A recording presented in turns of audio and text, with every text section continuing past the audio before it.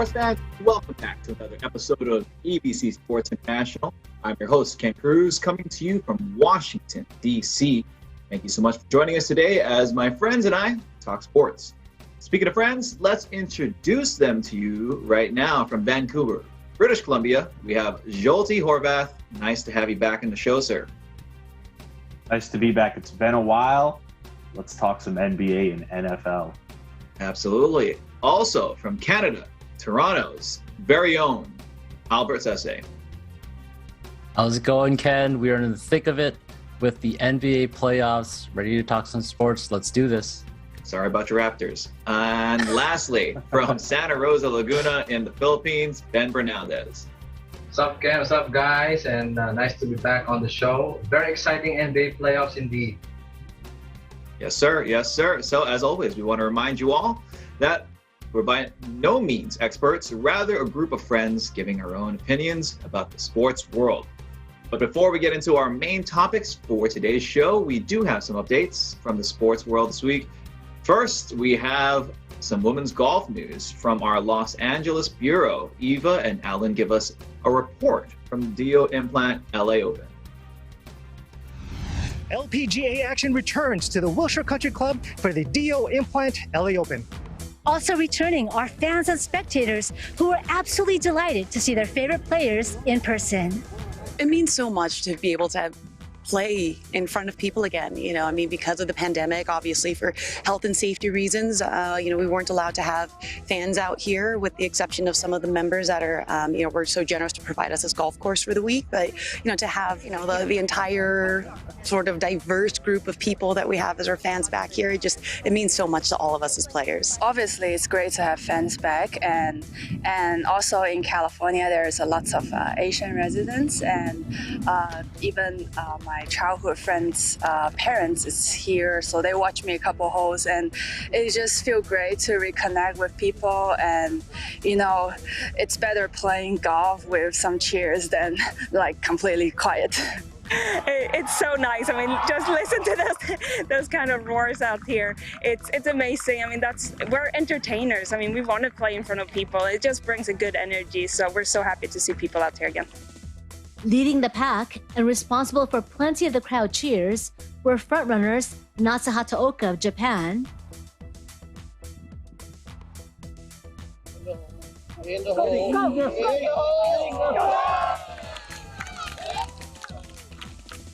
and Hannah Green of Australia.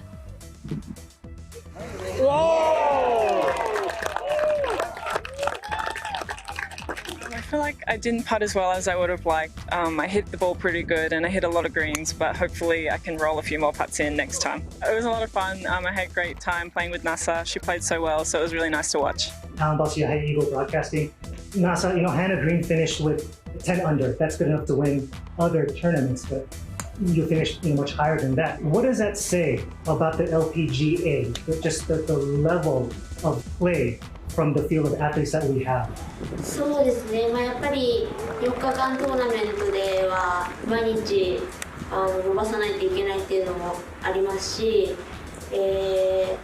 みんな飛距離もどんどん伸びていってるので、それにしっかりついていけるようにならないといけないなと思ってます。Yes, the level's definitely getting higher. I feel like you really have to play 4 solid rounds for you to win a tournament like this. And every year the average distance is getting higher and higher. So I feel like the level's getting higher. Finishing 15 under par, it was Nasa Hataoka who came out on top, claiming the championship trophy and netting a $225,000 payday. Tournament play might be over for the day, but the LPGA Tour rolls on, and with it comes one of the most competitive field of athletes in any sport. Eva and Alan, EBC Sports International, Los Angeles, California.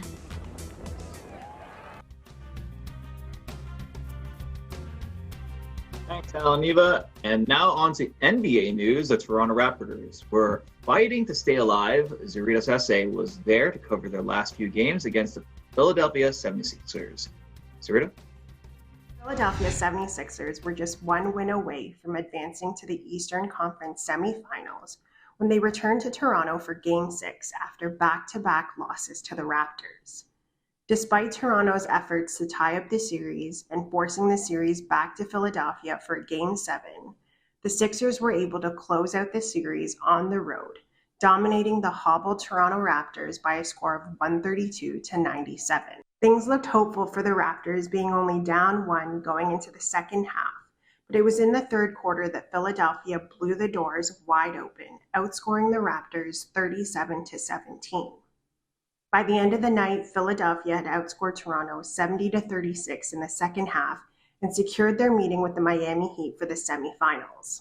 Despite the struggles and criticism that James Harden had received throughout the series, he shook off the doubts and showed up big for his team, contributing 22 points and 15 assists. When asked what it was like going up against the Raptors, Harden had nothing but praise for the young squad. Man, that was one of the toughest series I played in, just because of their switching and their athleticism, their length. They throw different defenses at you. They throw boxing ones and zones, and they just mess up the game. Credit to obviously Nick Nurse, but they're a resilient team. As for Toronto, the experimental 6-9 lineup that flustered the Sixers in games 4 and 5 was ineffective against the adjustments made by head coach Doc Rivers and his coaching staff. When asked about the mood of the team after the series and the season finale, Nick Nurse acknowledged that the season was not easy for his team. Disappointed for sure, pretty heavy air in there, right? They're disappointed. My message was that,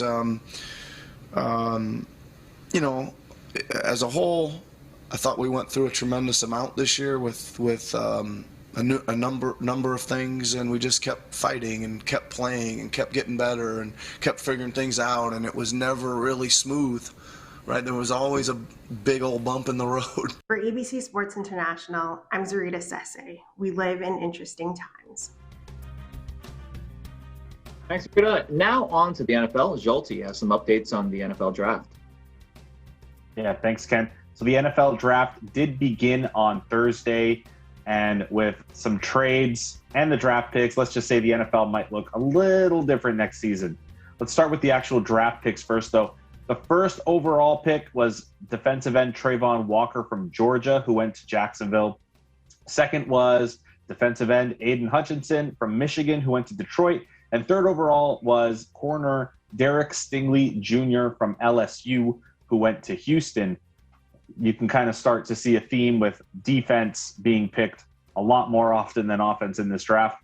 The first quarterback came off the board at number 20, with the University of Pittsburgh's Kenny Pickett being drafted by the Pittsburgh Steelers, so not a long travel for him.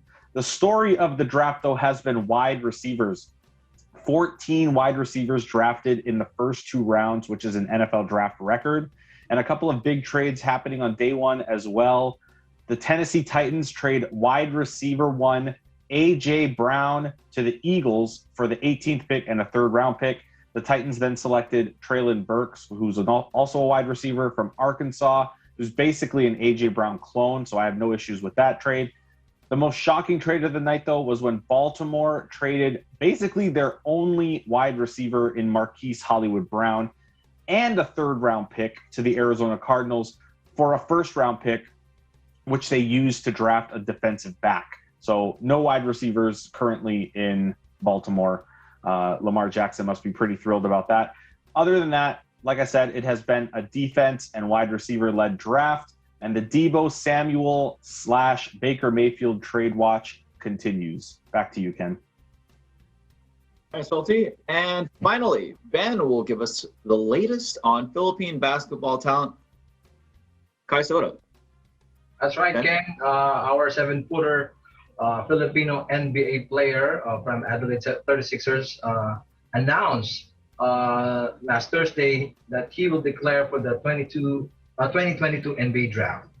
Fresh off from his stint in the NBL and also being named as NBL fans' most valuable player, he has declared his intention on Instagram posts that he made initially to express his gratitude for the 36ers and his intention of going into the NBA draft.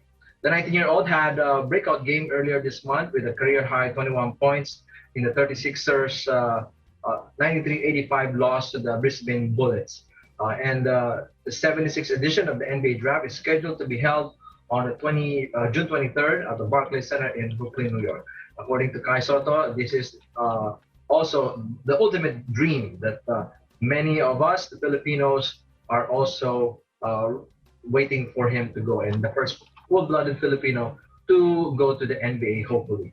And in another news, Filipino Jin Ernesto Guzman Jr. reigned supreme in the 2022 World Taekwondo Pumse Championship, a 50-under category held in Goyang, South Korea. The legendary Taekwondo athlete scored a slim margin win against South Korea's Kim Hak-dong, 7.81, 7.70 for the championship match of the prestigious tournament. Guzman Jr. added another championship trophy to his list of accolades, and also the 2020 World Taekwondo Pumse Championship for the under category winner. Aside from Guzman, the Philippine national Taekwondo team also collected 4 other medals in the various categories. The terrific pair of Ian Matthew Corton and Maria Nicole Labaine gave a silver medal to the Philippine squad after a decent finish in the pair junior category. Also delivering a silver medal for the national team are Kobe Macario and juvenile Faye Crisostomo, who grabbed second place honors in the freestyle pair 17 over category. Meanwhile, national team staple and defending Asian Championship Darius Venerable settled for a bronze medal in the freestyle individual male 17 over category.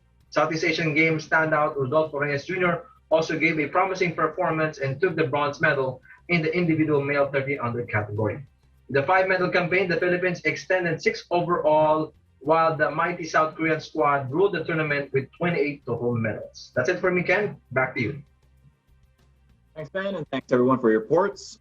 We'll be going to a quick break, and when we return, just as Ben mentioned, we're going to be interviewing a special guest. Joining us on the program, Ernesto Guzman Jr., gold medalist. So you don't want to go away. EBC Sports International will return in a quick moment.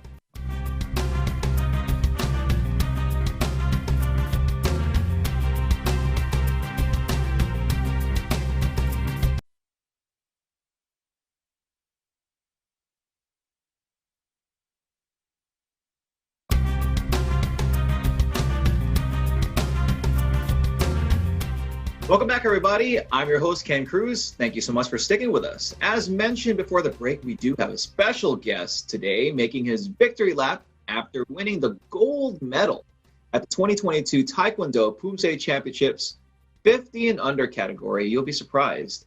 Held in Goyang, South Korea, we have proud Filipino Ernesto Guzman Jr. First off, congratulations, and thanks for joining us on the show, Ernesto. Thank you so much po, and happy day to everyone. Yeah, so, I mean, first off, I know we asked this, but can you tell us your age? I'm turning 41 this year po, July. We have to check your birth certificate because that is very hard to believe. You know, when we read that you won the 50 and under, I was just like, why is this young guy performing, competing against, 50-year-olds or 40-year-olds? But I mean, if it's true, we'll believe it. But congratulations, and tell us about this tournament. You know, what you thought. What did you think about your performance? How did you prep for it, and how did you secure that gold medal? This tournament is one of the biggest sporting event because it's a world championship, and all players dream to win a medal. I'm very lucky. Because of God's grace, we won the gold medal. And then I did go ahead, Ernesto. Sorry. For 2 months preparation, together with my devotional prayer every day and hard training 8 hours a day, and God gave me the victory.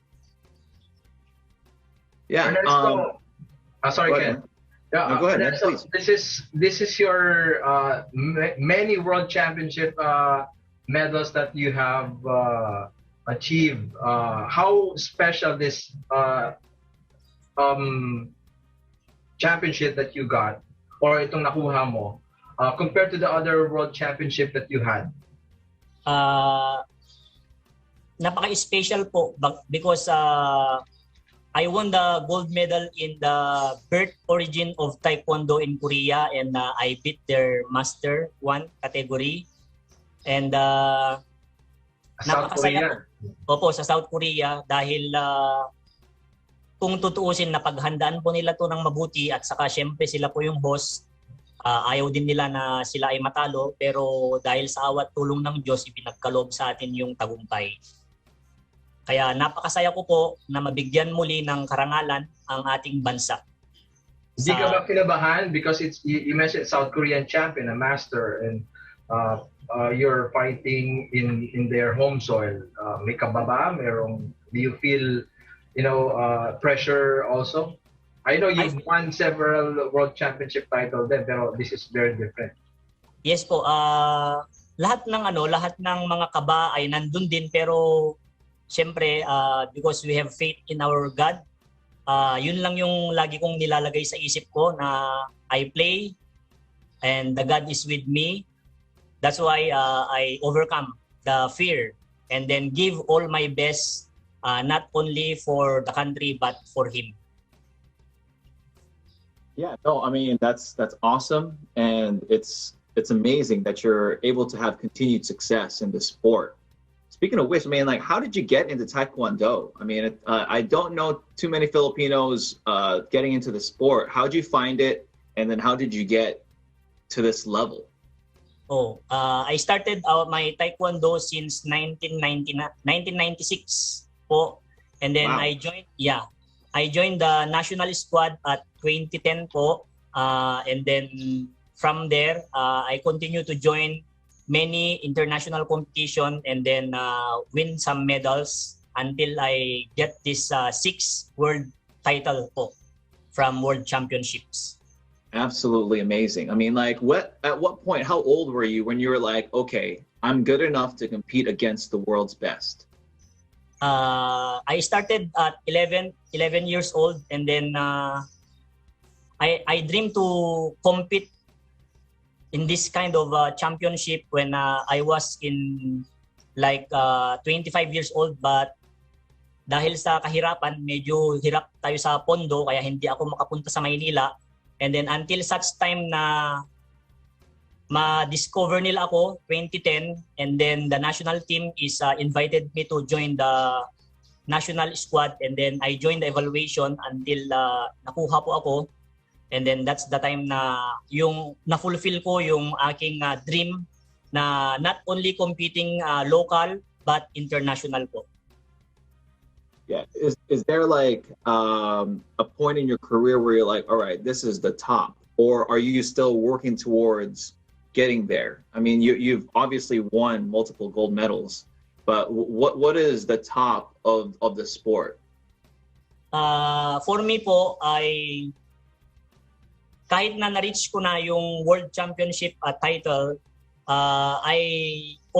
since I'm still here at the competition and I'm still playing, I still wanted to learn, and then I'm always thinking that hindi pa ito yung best. Hanggang sa darating yung panahon na ako'y hihinto, I still want to learn and learn po. Like, I mean, so then, like, obviously we were all in the same pandemic. You know, how did that affect your training?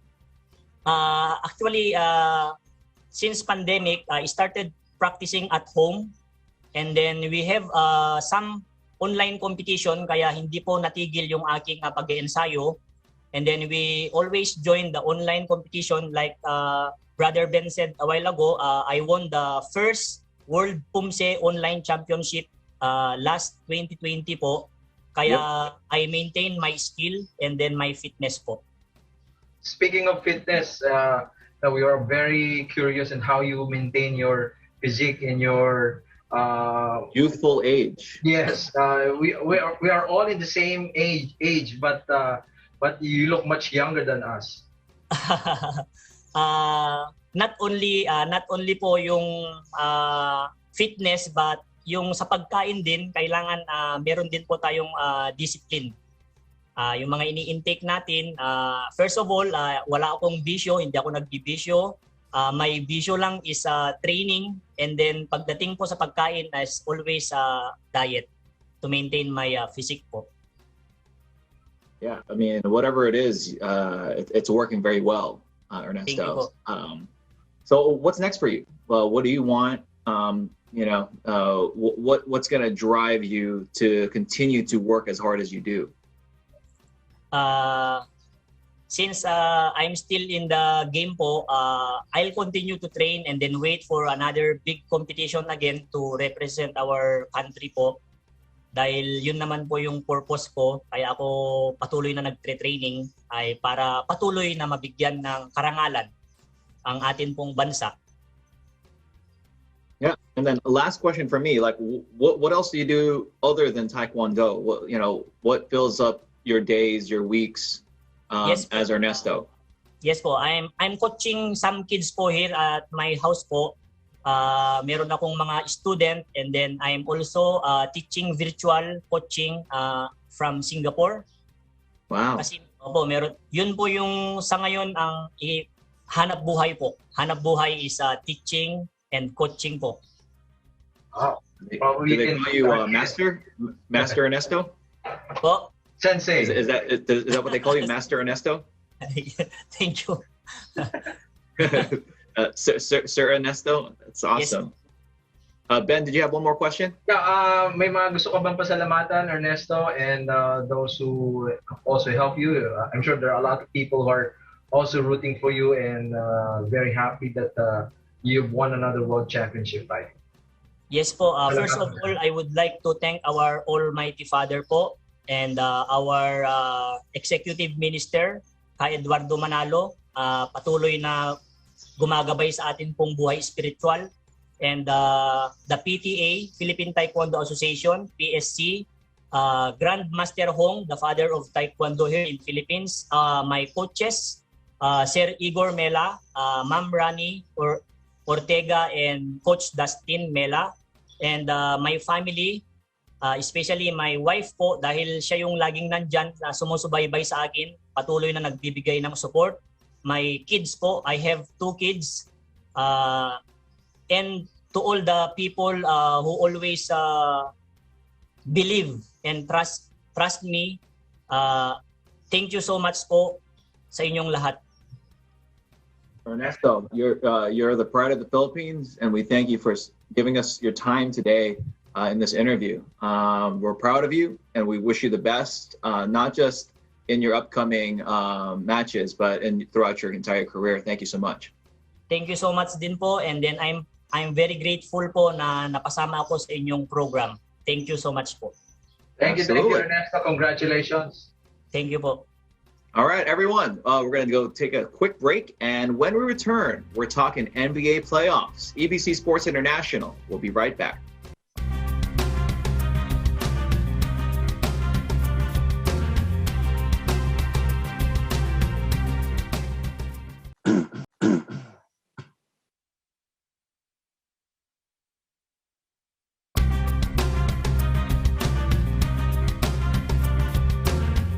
Welcome back, everyone. You're watching EBC Sports International. The first round of the NBA playoffs is pretty much wrapped up, other than the Memphis-Minnesota game that's actually happening at the time of this taping. That'll determine if there's a Game 7 or if the Grizzlies will move on to the second round to face the Warriors. Now let's chat about some of the main storylines from the first round, starting with the Celtics sweeping the Nets in 4 games. It was the first time Kevin Durant and Kyrie Irving were swept in a playoff series in their careers, all the more in the first round.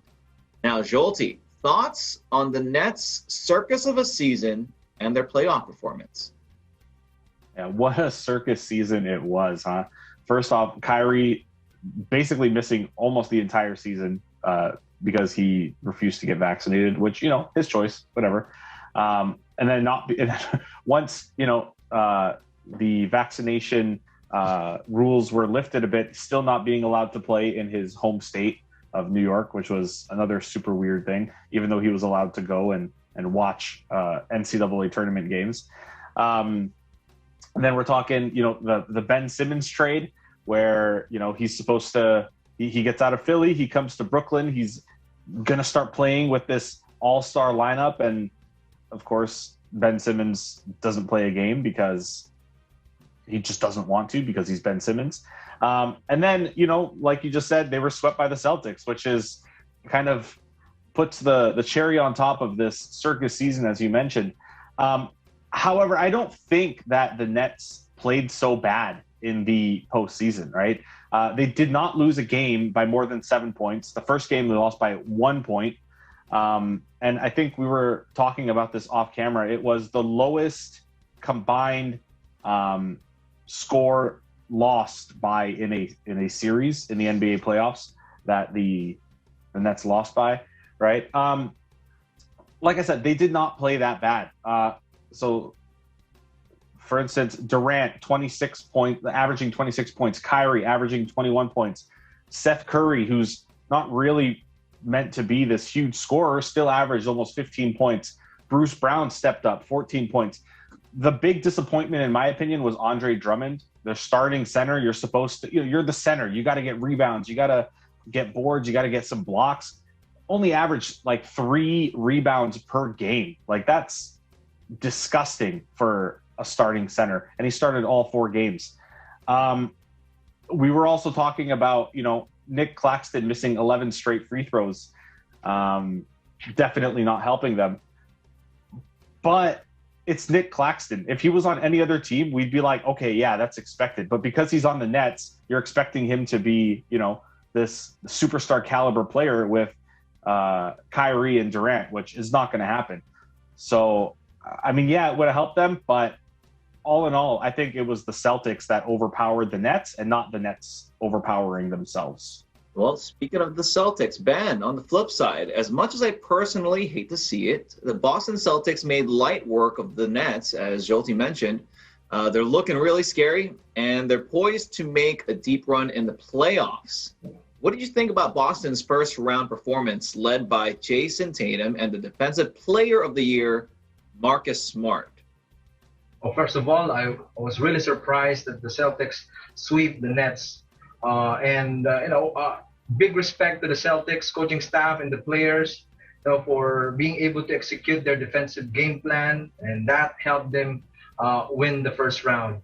I think they're also one of the favorites to win the title this year. I think one of the key win for the Celtics is they have a talented players when it comes to defense. You have the Smother brothers, the Smart and Robert Williams. We all know they're good defensive players. Smart winning the Defensive Player of the Year. But Tatum and Brown are also playing at really high level defensively, aside from, in the scoring side. Horford's always been defensive guy.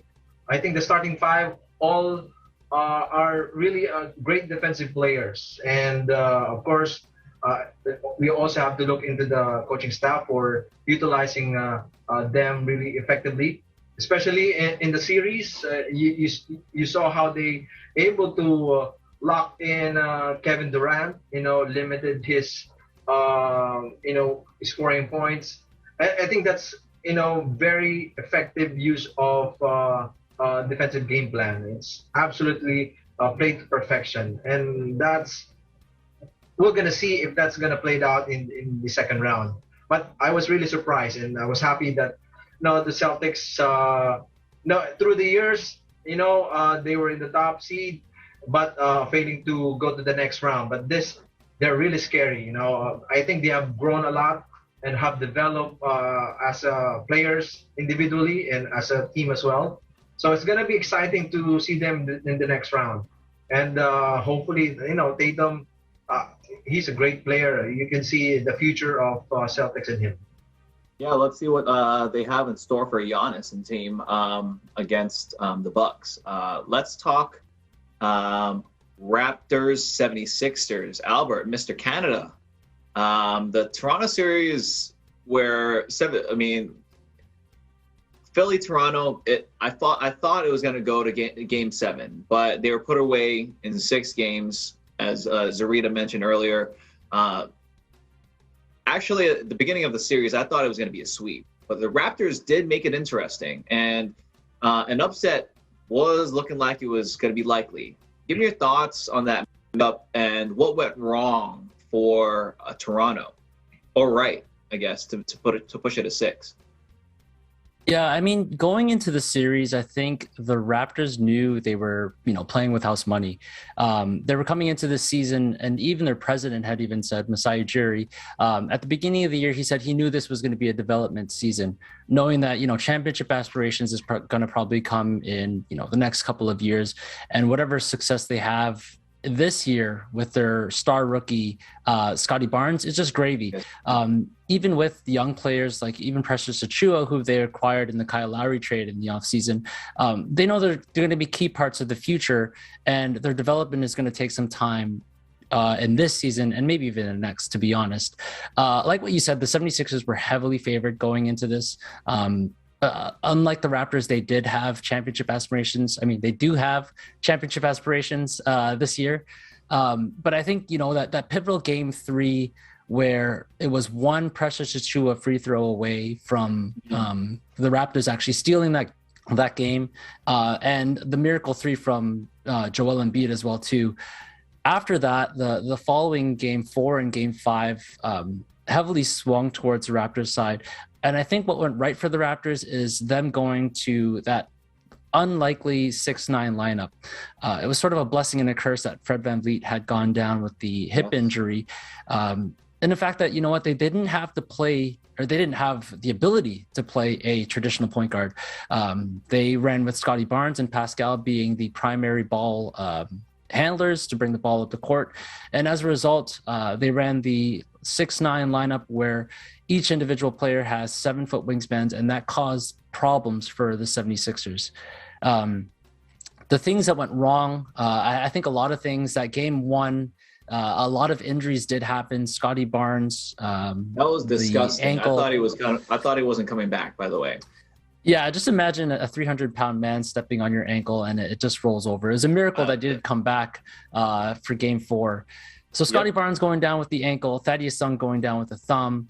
For those who don't know, Gary Trent was also dealing with a flu for games 1 and 2. So he was completely absent for those 2 games. And I think, when it comes down to it, it boils down to the Raptors' inability to make threes. I'm going to share some stats here with you guys.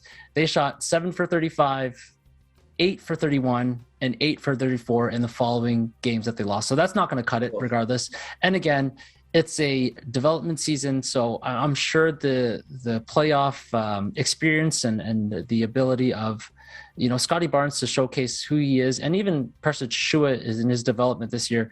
It's going to be a plus for everybody in the following coming years. Yeah, I think as you mentioned, the big plus and the big takeaway is that Scotty Barnes was a better pick than Jalen Suggs. We'll leave it at that. That shut me up for sure because I was pushing for Jalen Suggs. Roll the tape back when everyone was complaining about. Hey, I was the biggest Jalen Suggs proponent, and I take all of that back. Scotty Barnes. A lot of Raptors fans too. We didn't know this was going to happen. He was the truth. Now let's shift over. True or false? Nick Nurse will be the Toronto coach next season. True, 100%.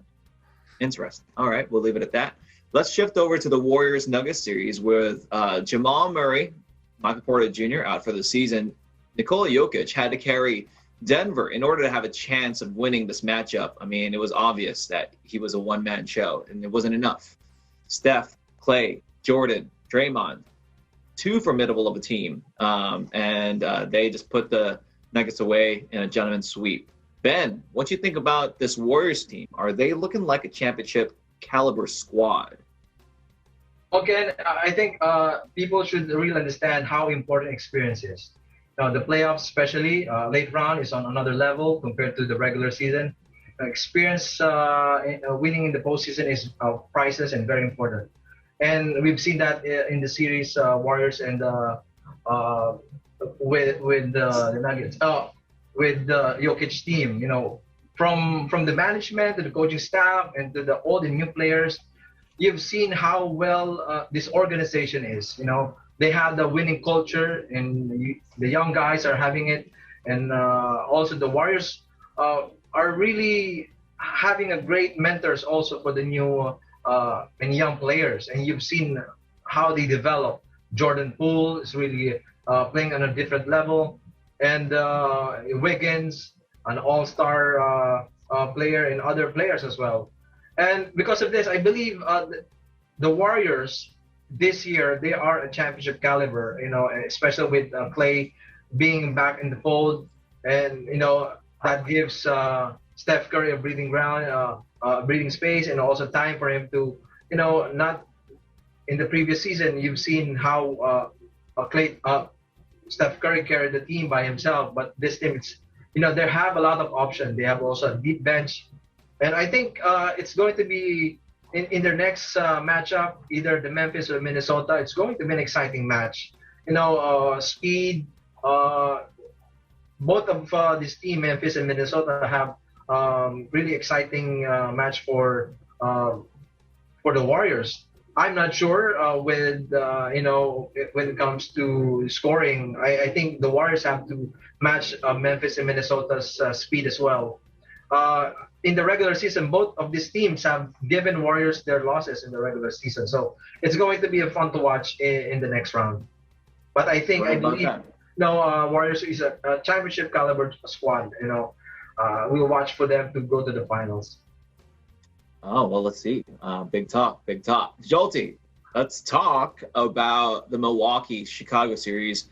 Bucks made light work of the Bulls as Chicago was hampered with injuries. But the biggest loss of the series is probably Chris Middleton, who sustained an MCL injury and will miss the next series against the Celtics. What do you think about the Bucks this series, this Chicago and the Chicago series? Are they looking like a potential back-to-back championship candidate? Not really, especially with Chris Middleton out. I'm just going to be really blunt with that. So, they kind of got lucky with the Chicago injuries, right? So we were talking Zach LaVine, COVID protocol, Alex Caruso, concussion protocol, right? I mean, DeMar plays really well without Zach LaVine. He averages over 30 points a game. But that includes Alex Caruso in the lineup. So with Caruso out, that kind of killed the whole DeRozan buzz. And I think he scored 11 points in Game 5 or something like that, which is not DeRozan-like, right? So the Bucks kind of got lucky with that. Now they move on to Boston, who has, Jason Tatum, who's playing lights out, Jaylen Brown, who's playing way beyond his regular season stats, and same with Marcus Smart, who's playing way beyond his regular season stats. So Jason Tatum averaging 30 points a game over the last 4 in the playoffs. Jaylen Brown 23, Marcus Smart 17 with 7 assists. That's huge. That's a big unit to stop when basically you're Giannis, and I think Drew Holiday, right? So Bobby Portis has stepped up in the absence of Chris Middleton. And so he scored against the Bulls, right? Game 5, it was 14 points, 17 rebounds, which is huge for Bobby Portis. And when it comes to Boston, he averages 17 points a game over his career against Boston. So just some stats to throw at you. Bobby Portis is going to be huge in this series, whether he steps up or not. But I still think that Boston has way too many weapons for the Bucks to handle, especially with Chris Middleton injured. Yeah, I think X factor of that series is actually going to be Grayson Allen. Watch out for him. Okay, there you go. unless he forces an injury, that's not positive news. Two more. Let's shift over to Suns Pelicans. New Orleans gave Phoenix a run for their money and almost pulled off a historic upset from a 10 upsetting a 1, but it took literally a perfect game from Chris Paul. 14 for 14 from the field in Game 6, and had 100% splits on 2-pointers, 3-pointers, and free throws. Really, literally unheard of. Albert, give me your thoughts on the series and Chris Paul's legendary performance. I think the Suns were pretty comfortable coming into this series, and even up until Devin Booker had that scorching hot first half where he scored 31 points, but unfortunately did suffer the hamstring injury, so things got a little shaky from there. I think one of the key moments that we're going to remember from this is Jose Alvarado and his defense against Chris Paul. More specifically, the play where he stopped Chris Paul from being able to bring the ball up and conceding that 8-second violation, and also finally being able to hit his patent, what do they call, the Grand Theft Alvarado play, where he hides in the corner and then steals the ball from Chris Paul. I think the Suns just did enough, considering they did have Devin Booker out for most of the series. He did come up into the closing game and was able to score a little bit.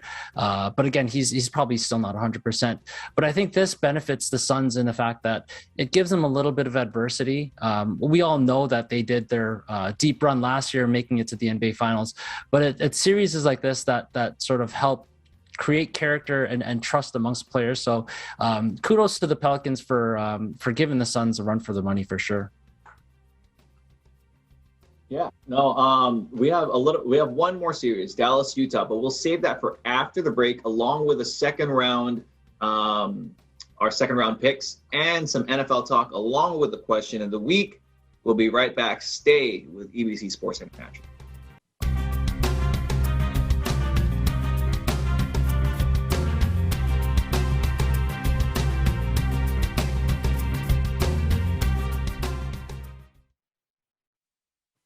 Crazy how efficient that guy was.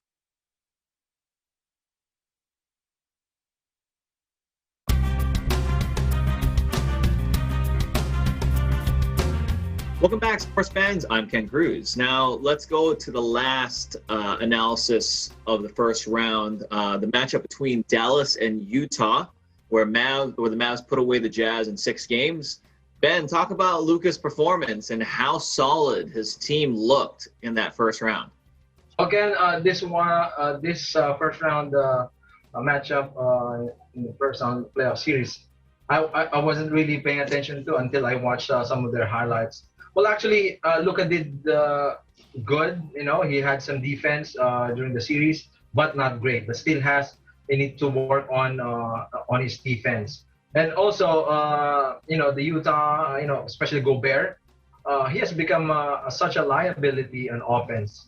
He reminded me of DeAndre Jordan in the Clippers era, where he can only score in a dunk and an alley-oop pass.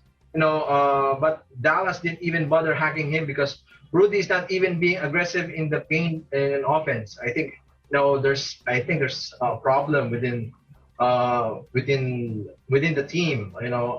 There's still other issues that we still has to be determined by their management. But I think the most consistent player in the Dallas is Jalen Brunson. He is the X factor in the whole series. Finney Smith, his individual perimeter defense was also a biggest key on Donovan Mitchell. He was able to limit Donovan Mitchell as well. I think overall they did well. I think I did not predict Dallas to win this series. I was rooting for the Jazz to win it, but it was really surprising. This first round is full of surprises, really. So I don't know if the Dallas would win in the second round. They're gonna have a tough assignment come second round. I think they have they're looking pretty strong right now, but let's see against the Suns. And as far as the Jazz, I think that it's more than likely this team is not going to be the same, whether it be by trades or pickups this upcoming season, or even coaches. Now, let's go to the second round, where we'll do kind of a speed round. We'll make our picks. I say the matchup. You tell me who wins and in how many games. And let's see who can make the perfect set of predictions after a couple weeks of second round. Let's start with Miami versus Philly. Albert. I'm going to go Miami in 5, maybe even 4 if Joel Embiid, we got recent news of his orbital fracture today. If he can't play for 1 or 2 games. Miami in 5, maybe even 4. Yeah, we forgot to add that breaking news. Joel Embiid suffered like a broken orbital. Second time this has happened to him, and he might be playing with a mask, but he also had a concussion, and that's where it could take 2 days, 2 weeks, or 2 months. Let's see. Ben, Miami, Philly. I'm gonna roll with Miami. Now the thing about Miami is that they don't rely on just 1 or 2 players. Anybody in Miami's lineup can take the game over. They've had a tough season, but overall they did really well. Unlike the Sixers, they have to rely on Embiid and Harden. That they need to play perfectly to win the game. But with the development, I don't think they were gonna win with that injury. Gotcha. How many games? 5. All right. Jolty, same question. Keep it quick. Miami in 5. Yes, sir. Let's keep it going. Bucks and Celtics. Jolty. Celtics in 6. Ben. Well, I'll go with 6 as well with Celtics. Okay, Albert. Celtics in 7. Wow. Ooh. Okay, 3 Celtics. Suns versus Mavs. I think this one's going to be very interesting. Ben. I'll go sweep by the Suns. Wow. Okay, Albert. Whoa. Hot take. Suns in 6. Jolty. Mavs in 5. Mavs in 6 for me. Warriors versus Grizzlies or Wolves. Albert. Warriors in 5. Okay, Jolty. Sweep by the Warriors. Wow. Ben. Warriors in 6. I say Warriors in 6. And for the other 2, real quick, I say Miami in 6 and Celtics. Oh, God, goodness. 6 also. Oh, my goodness. I can't believe I said that. I'm disgusted. All right, guys, next topic. As Jolty mentioned in our story segment, the NFL started its 2022 draft. A lot of great pickups already. I think we're in round 3. And we have to make our extremely early predictions. Just one question. Which rookie will have the best pro career? Jolty? Yeah, pre-draft, I said Breece Hall, the running back out of Iowa State, 2-time consensus All-American, 2-time Big 12 Offensive Player of the Year, 1,500 yards rushing in 2020 and 2021, but then he was drafted by the Jets. And we all know how offensive talent dies when they go to the New York Jets. So I kind of shifted after Breece Hall to Kayvon Thibodeau, the defensive lineman who was drafted by the Giants out of Oregon. Also 2-time first-team Pac-12, unanimous All-American, absolute beast of a player. Should have been the number 1 overall pick, but injuries hampered him a bit. So 2 New York teams who are known to kill careers lately. We'll see how it goes. Okay. Let's see. Ben. Well, I guess I would rely on Jolty, as I have not followed the draft yet, as I was really focused on NBA. So I would go with what Jolty said. Okay. Albert? I'm going to go with Aiden Hutchinson. I think he was runner-up for the Heisman Trophy, which is a rare trait for a defender. And experts have, compared him to the Bosa brothers, which is, a feat in and of itself. So someone who's coming in from the draft and already being compared to people like the Bosa brothers, I think his ability to, set the edge, again, he's going to be playing with Detroit, so we'll see how well he does, but I think he's got a promising career ahead of him for sure. He's too cocky. But I think Hutchinson's going to be the best pro myself, so that's my pick. But, NFL, anything can happen. Now, let's go to our question of the week. We all saw that absolutely filthy dunk from Ja Morant the other day against Minnesota. My question, is that the best playoff dunk ever? Or is there someone better? 10. That will be on my top 3. You know, with Ja Morant's dunk. My second would be 1992 Sean Kemp's throwdown against the Warriors. You've seen those, where he waved his or made a point finger to the player. I forgot who's the player. And my number 1 would be Michael Jordan's dunk on Patrick Ewing. Patrick Ewing. Okay, great one. Albert. I got 2 here. Baron Davis on Andre Kirilenko, the Warriors. Yes. That was absolutely nasty. And my other one was the LeBron James no regard for human life dunk over the Celtics. Jason Terry. Yes. Absolutely. I agree. Great choices. Jolty.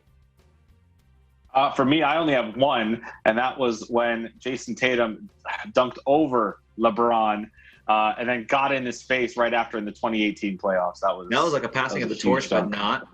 I thought that Celtics team was going to go, really far, but they've kind of stayed the same. Let's see this year. Okay. For myself, I think this Ja Morant dunk is probably the number 1 dunk in the playoffs. Not given the circumstances, but just the absolute filth of it. Well, for everyone, that's all the time we have. Very exciting show in our episode. On behalf of everyone on our panel, thank you so much for joining us. And be sure to tune in again next week. Make sure to visit our websites at eaglenews.net and eaglenewslive.com and watch us on net25.com. Like us on Facebook and follow us on Twitter at Eagle News to join the conversation. For EBC Sports International, I'm Ken Cruz. We'll see you next time, sports fans.